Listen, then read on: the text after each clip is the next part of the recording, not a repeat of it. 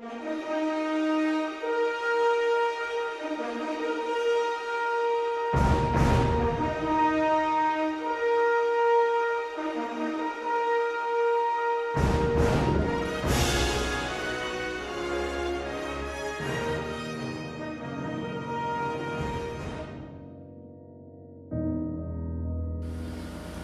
buhay ay puno ng pagsubok.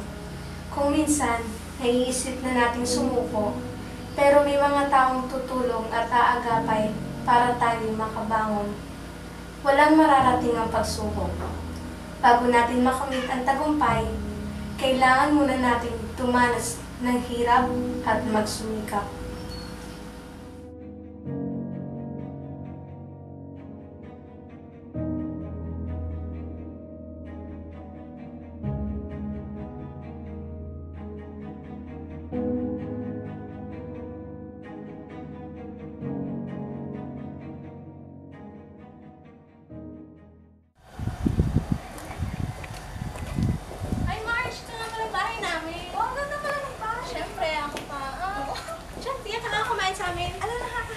Hindi ka, girl. Tara na.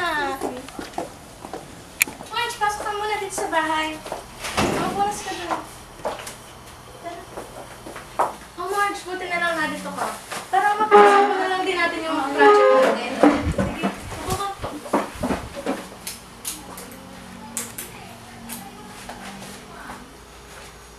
Oh, dyan ka muna na kung kalang makakain natin. Sige. Ay, grabe, Marge. Kanina talaga sa trabaho, nakaka-stress. Grabe, pero yun mo yun, ang hirap-hirap na lang pinapagawa ni Boss Ate. Parang hindi ko carry. Kaya, uy, pagtulungan na lang natin yun, ha? O, eto. Marge? Marge? Okay ka na. Ay, wait lang, girl. Kukuha muna ako ng tubig para mas excited. Oh, check mo na ano ba yung... Kasi, parang nakalaki ng problema ko ngayon. Ano? Gano'n kalaki? Ano mo yung parang dami-dami ko kasing utang. Halos ka ng ganyan. Hindi ko naman alam kung paano ko babayaran. Parang nagkakatong-patong na silang lahat. Ano yung problema yun? Ano ba? Hindi ko na alam gagawin ko. Tingin mo. Alam mo, napagdaanan ko na rin yan dati. Tao po! Attorney Laila, nandiyan po ba kayo? Tao po!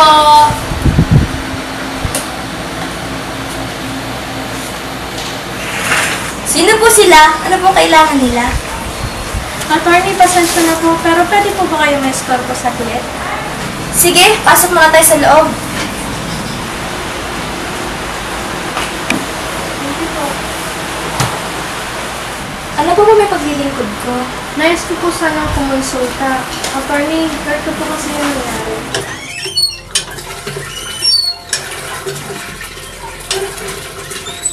Ay, buhay. Nakakapagod talaga. Ang init ka naman. Grabe. Liana! Liana! Po! Bakit po? Sige ba po? Liana!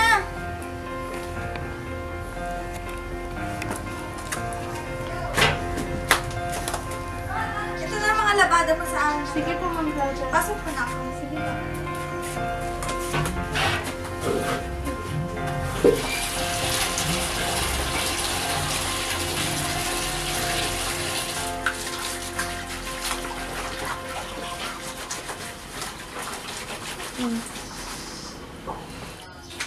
Juliana!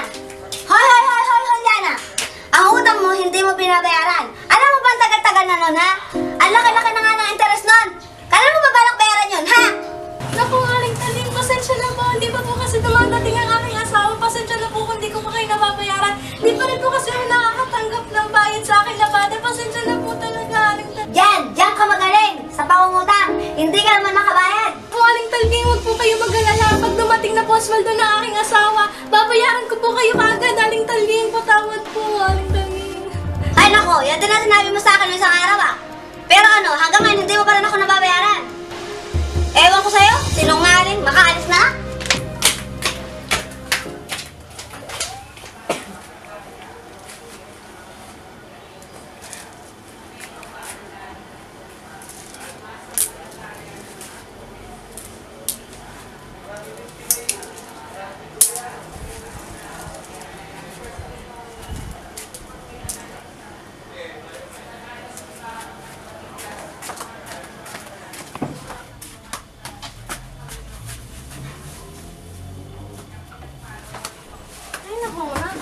sa likod. Ay, buti na lang. Ayos na to. Bango-bango naman. Sige, titik-lapit ko muna. Saan na kaya si Juliana? Juliana! Anong ginagawa mo dyan? Ma'am, bakit po? Parang kanina may dumating ditong babae. Sino ba yun? Si Aling Talin po yun. Pasensya na po kung nagkaroon kanina ng kunting kaguluhan. Paano po kasi siya po yung matagal ko ng pinagkakautangan. Ang dami ko po kasing problema tungkol sa pera eh. Ah, ganun ba? Total loyal ka naman na labandera ko. Kano bang utang mo dun at gagarantiyahan ko na lang? Naku po ma'am, huwag na po kaya naman po pati po ako po yung may obligasyon na magbayad. Kaya huwag na lang po ma'am, nakakaya po talaga. Magkano ba? Nasa po kasi, nasa 5,000 din po siya. Malaki din po Ganito na lang. Samahan mo ko bukas sa bahay ni Aling Taling. Paalam natin sa kanya na ako magbabayad ng utang mo. Naku ma'am, talaga po, naku, kaya naman po. Pero hulog po kayo ng langit. Maraming salamat po talaga. Thank you po.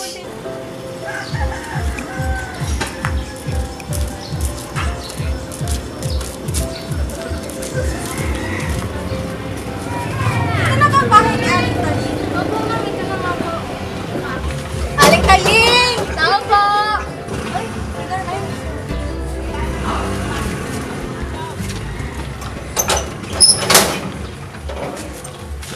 Ba't ka na pa rito? Anong kailangan mo? At nagsama ka pa? Nandito po kami para ipaalam na si Ma'am Claudia na lang po yung magbabayad ng utang ko sa inyo. Oo talaga? Totoo ba yan? Oo, totoo yun. Hindi kung papayag kayo. Aba, oo naman. Ang tagal na din ng utang niya hindi nababayaran sa akin. Kailangan ko rin naman ng pera, no? Sige, magawa kayo ng katibayan na ikaw na nga magbabayad ng utang niya sa akin.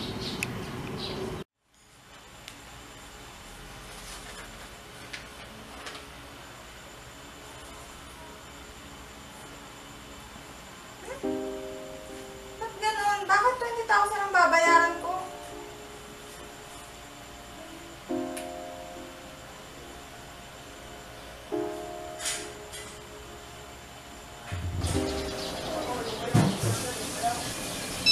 Yan, hindi nga tama, baby. Sino kaya to? Hello? Kung totoo, magkano ba talaga ang utang mo? Nasa 5,000 lang naman po. Ba't ganito? Hindi ko po alam. Baka po sa pagkakatype nyo.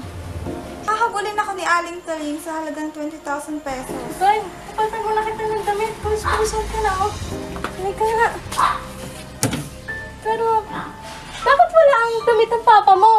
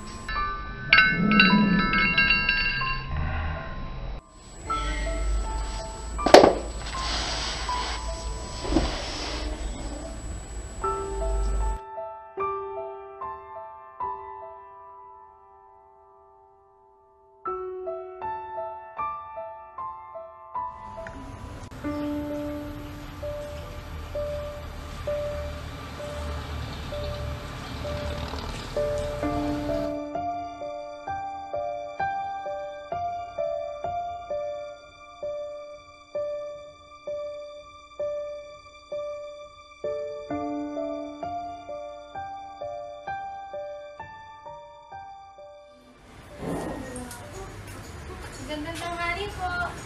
Juliana, ikaw pala yan. Pasok ka.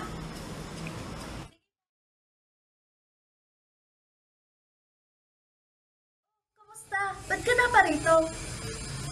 Ito, buhay pa naman. Pero nakakayaman sabihin, ngayon lang kasi walang pera. Pwede ba akong mangutang sa inyong magkapatid? Magkano ba kailangan mo? Tsaka para saan ba yun? Sa 2,000 rin kasi.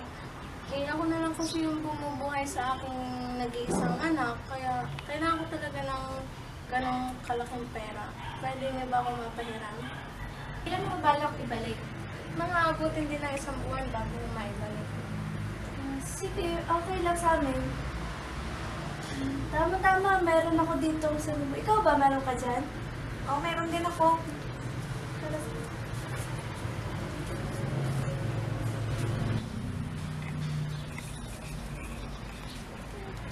Maraming salamat sa inyong pagtulong at pag-unawa. Malaking tulong talaga ito. Naway pagpalain kayo ng buong may kapal. Wala nga naman yun.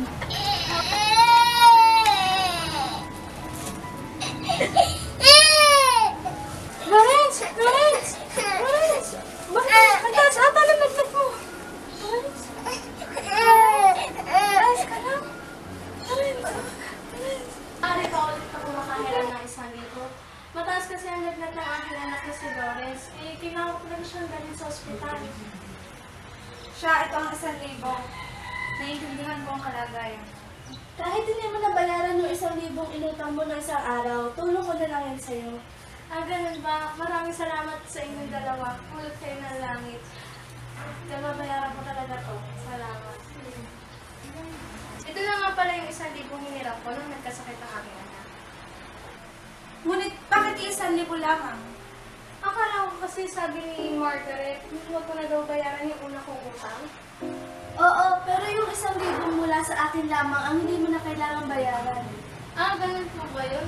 Pasensya na po, babalik na lang po ulit ako.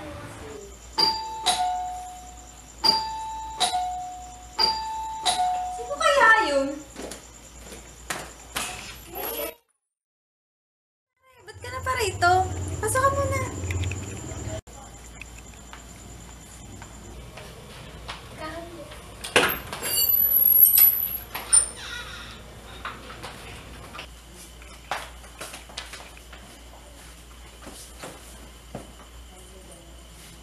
Naalala ko kasi yung labandera niyo, maalam siya manahi. Bala ko sana magpatahi. Oo, nandito pa siya. Saglit lang, tawagin ko. Juliana! Juliana! Juliana! Juliana! Oo, bakit po ma'am? Hinahanap ka kasi ng kaibigan ko eh. Eh, bakit po ba ma'am? Ano po bang kailangan ng kaibigan niyo? Kausapin mo na lang siya. Sige po.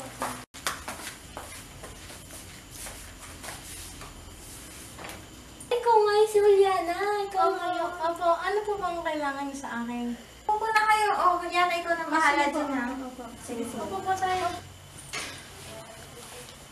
Tumatanggap ka pa ba ng tahiin? Oo naman po, ano po ba yung ipatatahin niyo? Bistidang pambata. Arawan kasi ng pamangkin ko sa December 9. Tapos, kailangan ko na siya ng December 8. Ito yung designs nung gagawin mong bestida. Ah, ganito po ba? Eh siya, garni na lang ho. Bumalik na lang ho ulit kayo sa akin ng December 1 para dalhin yung mga tela. Kailangan ko po kasi ng mga 1 linggo para po magawa ko yung patahin sa akin. Hindi na lang ho ang ating usapan ha. Siya, sige ho. Salamat ha? Ay, walang ano man po. Balik na lang po kayo kain. Salamat.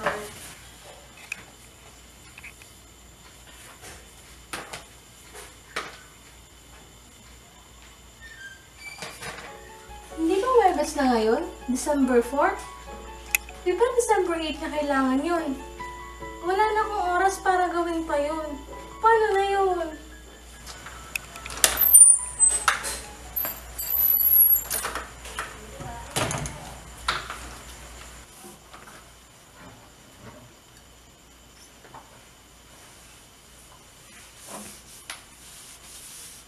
Juliana! Po? Bakit po? Juliana! Oh, kayo po pala, Ma'am Valentina. Juliana, ito nga pala yung tela. Pasensya ka na hindi ko nadala. Kasi masyado akong maraming ginawa nitong nakarang araw. Pero, baka hindi. Hello? Oh, sige. Bakit ba? Oh, sige.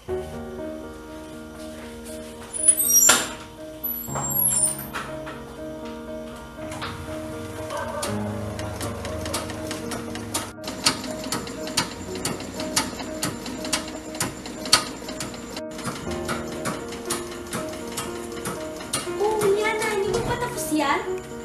Kailangan ko din yan bukas. Naku na, pagkasunduan po natin na dalhin niyo po ng mas maaga. Oo, siya, ganito na lang. Bayaran mo ako ng 900. Tapos ililipat ko na lang yan ng tahian. Sa iba ko na lang siya ipatatahi. Saglit! Doon sa kaso mo kay Miss Claudia, kailangan lang baguhin ang mga nakasaad sa kasulatan. Sapagkat ayon sa Artikulo 1331, Paragraph 3, a simple mistake of account shall give rise to its correction. Doon naman sa mga pinagkakautangan mo, kailangan mo nga bayaran si Miss Shaina sapagkat utang lamang ni Miss Margaret ang parang pinawalang bisa. Yun yung parang lumalabas na kanyang donasyon para sa iyo. Ito yung tinatawag natin sa batas na joint creditors, na ito ay lumalabas sa Article 1208. Bali, kailangan mo pa rin siyang bayaran ng 2,000. Doon sa obligasyon mo kay Miss Valentina, hindi mo siya dapat bayaran sapagkat siya ang nagdulot ng delay. Ito yung tinatawag natin sa batas na Morachi PNT. Ganun ba, attorney? Sige po, maraming salamat po. Walang anuman. Yun yung napagdaanan ko. Grabe yung pinagdaanan mo. Ito na lang pasal mo yun. Kaya, payo ko sa'yo, may ka ng legal advice, tapos huwag kang basta-basta magpapaloko.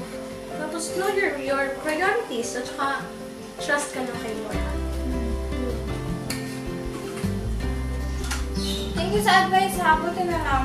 Alam ko na kayo gagawin ko. Kaya naman, ipaglaban mo!